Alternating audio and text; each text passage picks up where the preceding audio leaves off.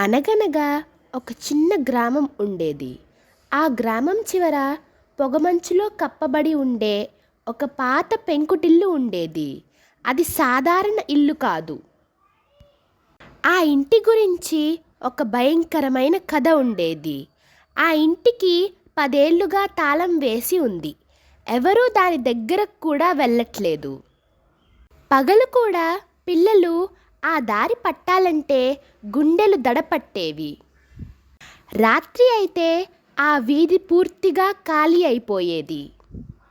ఒకరోజు ఒక వృద్ధుడు చెప్పాడు, రాత్రి 12 దాటాక ఆ ఇంట్లో నుంచి గజ్జెల శబ్దం వినిపిస్తుంది. మరుసటి రోజు ఇంకొకరు చెప్పారు, నేను చూశాను, ఒక నీడ కదిలింది. అంతే, అప్పటి నుండి ఆ ఇంటికి గజ్జెల దెయ్యం అనే పేరు వచ్చింది. ఆ గ్రామంలో రవి అనే ఒక అబ్బాయి ఉండేవాడు. అతను గజ్జెల దెయ్యం ఇంటి గురించి భయపడలేదు. అతనికి ఒక డౌట్ వచ్చింది. దెయ్యం ఉంటే పగలు ఎందుకు రాదు? ఎందుకు ఖచ్చితంగా 12 గంటలకే వస్తుంది?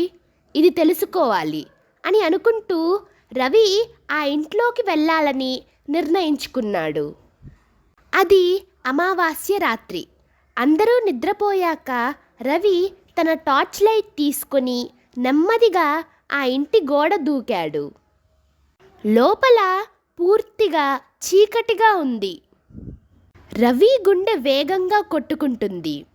వంటింటి వైపు నుంచి ఏదో శబ్దం వస్తోంది. అతను మెల్లగా ముందుకు వెళ్ళాడు. చీకట్లో 2 పసుపు కళ్ళు మెరుస్తున్నాయి. ఒక నలుపు ఆకారం కదిలింది. దెయ్యమా అని అనుకుంటూ రవి టార్చ్ ఆన్ చేశాడు. ఎవరు అని అన్నాడు. లైట్ పడగానే ఒక నల్ల పిల్లి బయటకు వచ్చింది. దాని మెడలో ఒక గంట ఉంది. రవి దీనిని చూసా నేను భయపడింది అని అనుకుంటూ నవ్వుకున్నాడు. కానీ అతను వెనక్కి తిరిగినప్పుడు మళ్ళీ అదే శబ్దం. కానీ ఈసారి పిల్లి కదల్లేదు. శబ్దం గోడ వెనుక నుంచి వస్తోందని రవి గమనించాడు. రవి గోడను తట్టాడు. అది ఖాళీగా ఉంది. అప్పుడే రవి ఒక రహస్య తలుపును చూశాడు. లోపలికి వెళ్ళి చూడగా గాలి వల్ల ఊగుతున్న తాడు, దానికి కట్టిన గజ్జెలు కనిపించాయి. రవి ఇది గాలి వల్లే అని అర్థం చేసుకున్నాడు. అతను ఇంకో విషయం గమనించాడు.